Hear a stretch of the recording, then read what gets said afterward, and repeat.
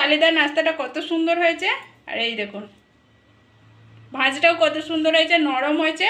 এই দেখুন যেমনকে পুরো সেরকমই আছে, খেতেও খুব সুন্দর, কম তেলের মধ্যে বানিয়ে দেখুন।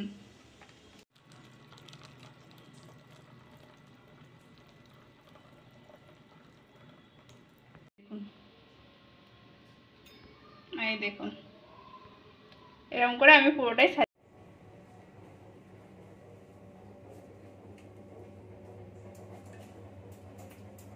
নমস্কার বন্ধুরা, বাঙালি কুকিংয়ে সবাইকে স্বাগত। সবাই ভালো আছে, আমিও ভালো আছি। আজকে আমি একটা নাস্তা রেসিপি বানাচ্ছি, আপনারা প্রথম থেকে পুরো শেষ অবধি দেখুন, কিন্তু কেটে কেটে দেখলে এটা বুঝতে পারবেন আমি কি কি দিচ্ছি না দিচ্ছি।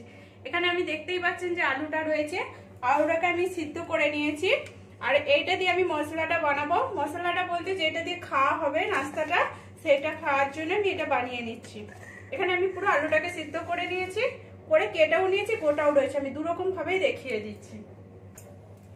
এখানে কড়াই তেল দিয়ে দিচ্ছি, তেলটা আমার গরম হয়ে গেছে। আমি এক চুটকির মতো একটু হিং দিয়ে দিচ্ছি। এই দেখুন হিংটা দিয়ে দিলাম। এবার এখানে আমি সরষে আর জিরে আছে অল্প অল্প করে, এগুলো আমি দিয়ে দিলাম।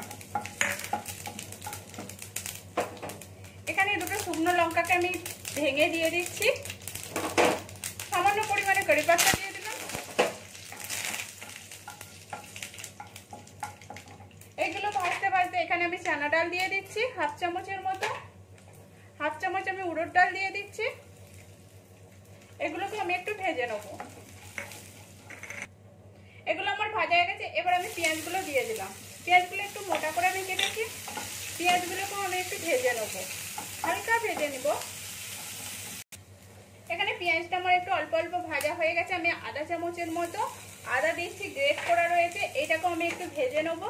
এর সাথে পেঁয়াজটা যেটা বাকি আছে সেটাও ভাজা হয়ে যাবে, আদাটাও আমার ভাজা হয়ে যাবে এর সাথে। এখানে এটা আমার ভাজা হয়ে গেছে। এই বাটিটার আমি 2 বাটি জল দিয়ে দিচ্ছি, এটা গরম জল দিচ্ছি আমি। এটাকে ভাবছেন তো মশলা দিয়ে দিয়েছে কিন্তু জল দিতে দেয়নি, জল দিয়ে দিচ্ছে কি করে, সেটাই তো কি করে রান্নাটা হবে। রান্নাটা এটাই সুন্দর করে রান্নাটা হবে, ওই জন্য আগে থেকেই বলছি যে কেটে কেটে দেখবেন না, বুঝতে পারবে না। এখানে আমি জল দিয়ে দিয়েছি। এবার আমি স্বাদ অনুযায়ী নুন দিয়ে দেবো,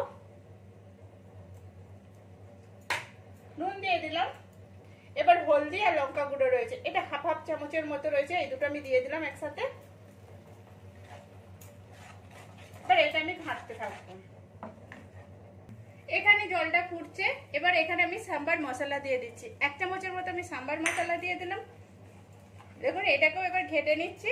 এখানে যে আলুটাকে সিদ্ধ করে রেখেছিলাম, এগুলো আমি কেটে রেখেছি ছাড়িয়ে, এগুলো আমি দিয়ে দিলাম। আর আমি এটা যে ছাড়িয়ে রেখেছিলাম গোটা, এটা হাতে করে এরকম করে ম্যাশ করে দিতে পারেন, কোনো অসুবিধা নেই। দিয়ে এটাকে আমি একটু ঘেটে নেবো। এবার এর সাথে যে জলটা আছে সেটাও টেনে নেবে, আর আলুটাও আমার একটু অনেকটা ঘাঁটা ঘাঁটা হয়ে যাবে। জলটা শুকনো হয়ে গেছে। এবার আমি ফ্রেশ কারি পাতা দিয়ে দিচ্ছি একটুখানি, আর একটু ধনেপাতা কুচি দিয়ে দিলাম। দিয়ে এটাকে আমি ভালো করে এর সাথে নেড়ে নিচ্ছি। আর এর লাস্টে এই জলটা যে আমার শুকনো শুকনো হয়েছে, যাতে না পুরো বেশি শুকনো হয়ে যায়, এর জন্য আমি একটা জিনিস দিচ্ছি। জলটা শুকনো হওয়ার আগে আমি বাটার দিয়ে দিচ্ছি একটু। এই বাটারটা দিলে খুব সুন্দর লাগে খেতে। এই দেখুন এটার সাথে ভালো করে ঘেটে নিচ্ছি। আর এইটা আমার পুরোটাই কমপ্লিট হয়ে গেল। এবার আমি যে নাস্তাটা বানাবো সেটা আমি দেখিয়ে নিচ্ছি। এটা নামিয়ে আমি দেখিয়ে নিচ্ছি। এটা কিছু কম 2 বাটির মতো আমি সুজি নিয়ে নিচ্ছি। স্বাদ অনুযায়ী আমি একটু নুন দিয়ে দেবো, 1 চামচের মতো নুন হবে, দিয়ে দিলাম। আর অল্প পরিমাণে চিনি দিয়ে দিলাম। দিয়ে এটাকে আমি মিক্সারে ঘুরিয়ে নিচ্ছি।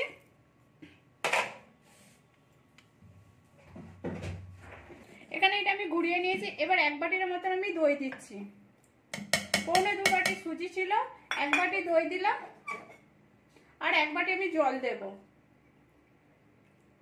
এই দেখুন, দিয়ে এটাকে আমি ভালো করে ঘুরিয়ে নেবো, পুরো ব্যাটার বানিয়ে নেবো। এখন এখানে আমার ব্যাটারটা বানানো হয়ে গেছে।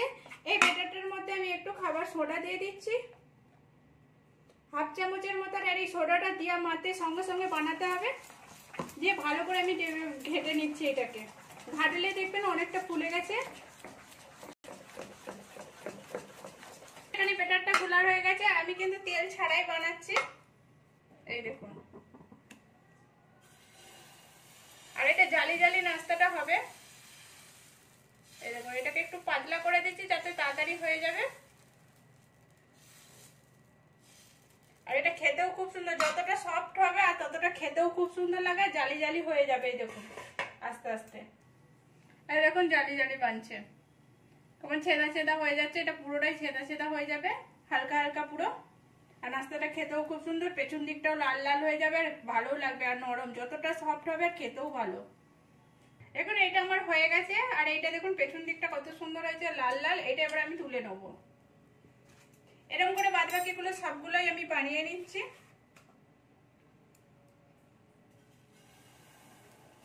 এই দেখুন এরকম করে ঘুরিয়ে ঘুরিয়ে। আর গ্যাসটা আমি কম করছি। আর এইটা খুব সুন্দর লাগে খেতেও। দেখুন এরকম ভাবে পুরো সবগুলো আমি বানিয়ে নিয়েছি। বানিয়ে পুরো এরকম করে মুড়ে আমি একটু সাজিয়ে নিয়েছি। এই দেখুন,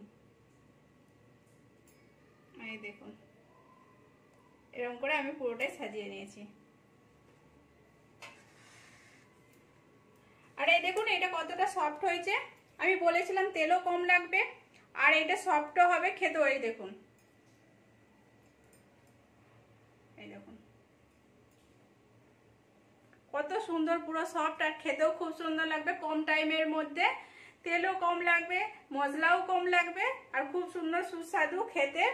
প্লিজ একবারের জন্য হলেও বানিয়ে দেখুন। কেমন হয়েছে সেটাও কমেন্ট করে বলবেন। ভালো লাগলে একটা লাইক করবেন, শেয়ার করবেন, আর সাবস্ক্রাইব করে পাশে থাকবেন প্লিজ। এই দেখুন।